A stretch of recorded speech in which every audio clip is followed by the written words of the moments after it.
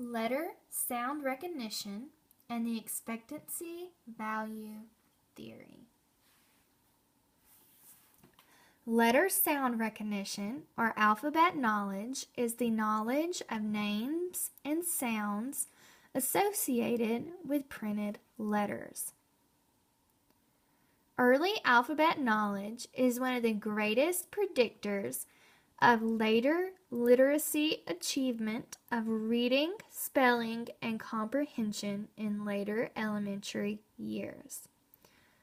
Here are some examples of what a student should know entering school if they have had prior knowledge with print, or this is what should be taught first to students that have not had any prior knowledge.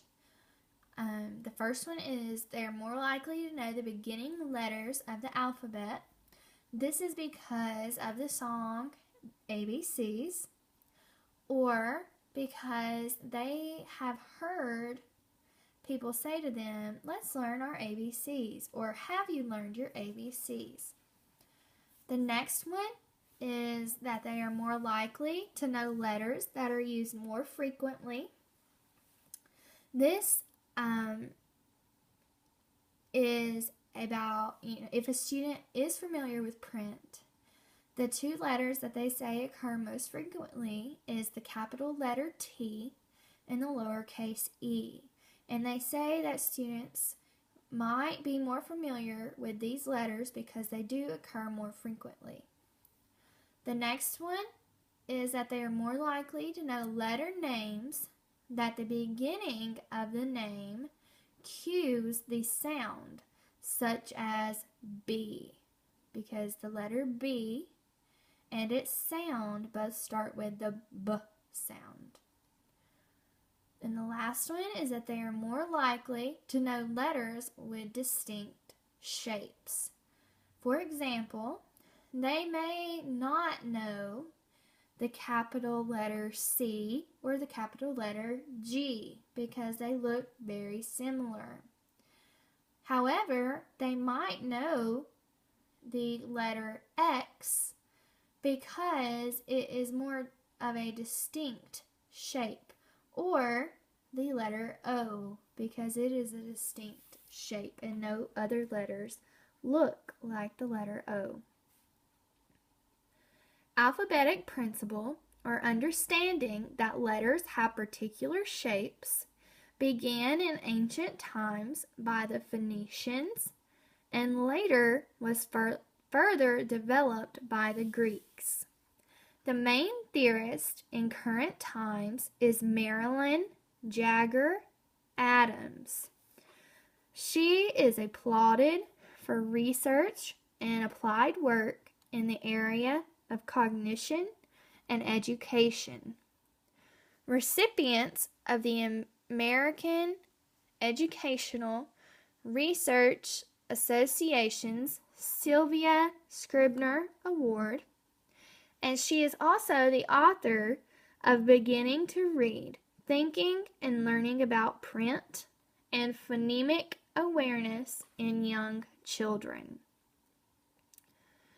Here is a quote by Dr. Marilyn Jagger Adams, and it says, "A child's level of phonemic awareness on entering school is widely held to be the strongest determinant of the success that she or he will experience in learning to read, or conversely, the likelihood that he or she will fail." I will use this quote to introduce the next theory that we will discuss. It is the expectancy value theory of motivation. Expectancy is a person's beliefs on how well they will do on a task, and the value is how much a person values their success on the activity. I'm going to step outside of the classroom to give you an example. Let's say that there is a child who really wants to learn how to ride a bike, because his older brother knows how to ride a bike. So he values learning how to ride a bike because he wants to be like his older brother.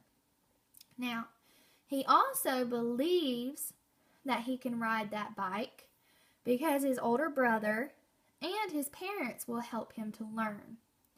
So, if he has a high belief that he can do it and he values that task, he is more likely to be motivated to learn how to ride the bike or to complete the task at hand. Martin Fishbein is the father of the expectancy value theory and motivation. He was born in 1936 and he died on November 27, 2009. He was a professor at the University of Illinois, and he later expanded the expectancy value of motivation theory into the theory of reasoned action for psychology. How are they connected?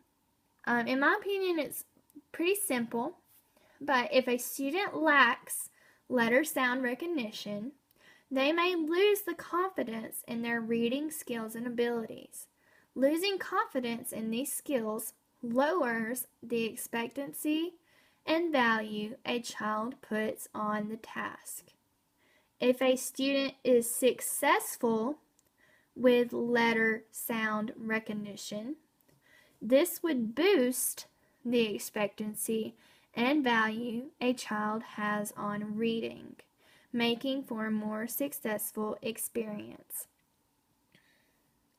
I will now give you an example that occurred in my classroom this past year.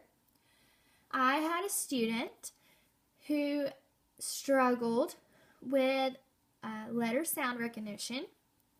He struggled with letters that appear closely to another letter. For example, he struggled with B and D, or P and Q, R and Z, and letters that look similar to each other. He started becoming frustrated while reading, and I will give you an example on why. Let's say that a sentence that he was reading said, "The bat is an animal that flies at night." So that makes sense. But if he read that sentence and changed the B to D, it changes the meaning of the sentence to, "The dat is an animal that flies at night." This made him very frustrated because he did not know what a dat was. It changed the vocabulary within the sentence. It changed bat into a nonsense word that he didn't know the meaning of. And therefore, it harmed his comprehension with what he was reading. However, after working on this letter recognition all throughout the year, he was able to gain his confidence with his reading skills and abilities. And because of this, he became more motivated to read. And I started to see him volunteer his time to get a book and read it. Whereas before, he would have not chose to do that. He would have chose a different activity.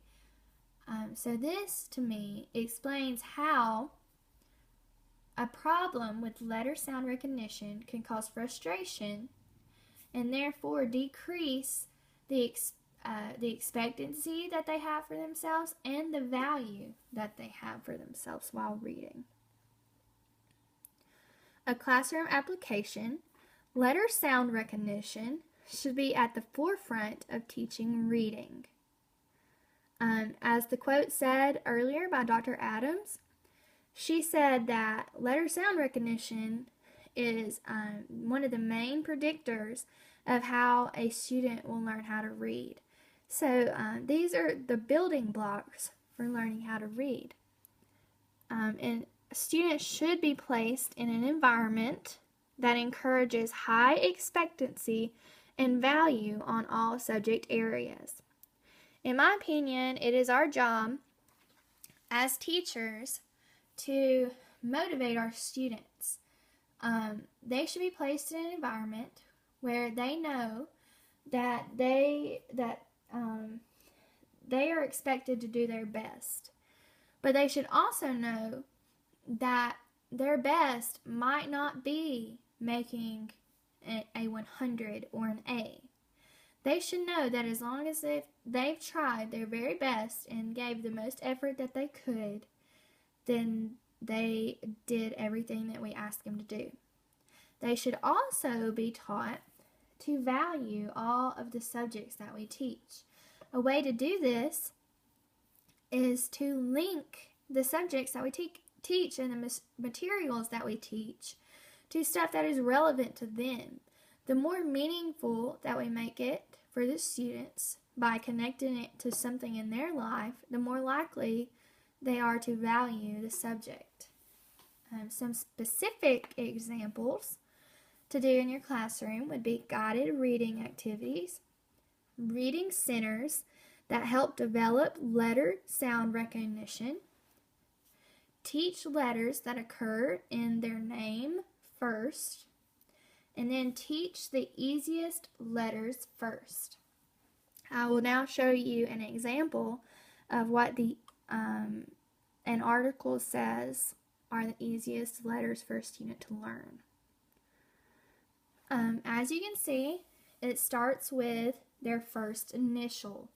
It says to teach their first initial first because they're probably more familiar with this because they have probably had someone in their life that has tried to help them learn their name.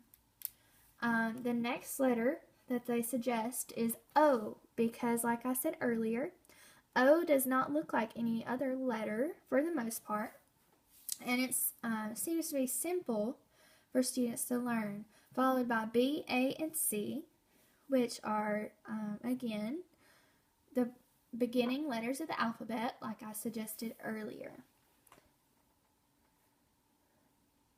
Technology that you can use for this subject, I use these in my own classroom. One is spellingcity.com. Spelling City is a free website that includes games for many age levels. Games that test letter sound would be appropriate for this topic. However, Spelling City, you can actually upload your spelling words for that week into this website, and it will generate games that use your specific spelling words. And these games can be played on any smart board or Promethean board that you might have in your classroom. Another website is called abcyeah.com. ABCyeah is also a website that offers free matching games for letter, name, and sound. And then last are my references. I hope that you learned something from this video, and thank you for listening.